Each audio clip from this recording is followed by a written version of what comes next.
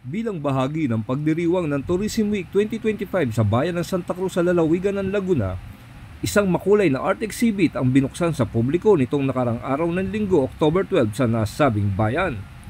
Itinatanghal sa naturang 2 araw na eksibisyon ng mga likhang sining ng mga visual artist na tubong Santa Cruz, Laguna sa pangunguna ng Sining Santa Cruz Art Group sa ilalim ng liderato ni Leonardo Calyeni Gatapia.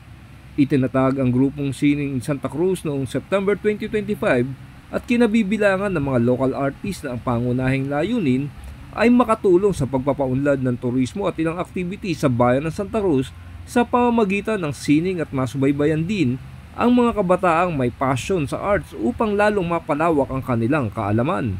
Pinangunahan ng pagbubukas ng exhibit ni Jose Glenn Blanco ng The Blanco Art Gallery at Blanco Family Museum at ni Archo Obliepas na isang grade 4 student mula sa Bagong Bayan Elementary School.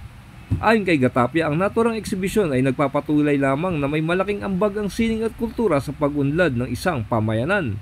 Dagdag pa niya, kung wala ikang sining at kultura ay wala rin tayong sariling pagkakakilanlan. Ako si Chris Lucas, nag-uulat para sa Sining Pilipinas.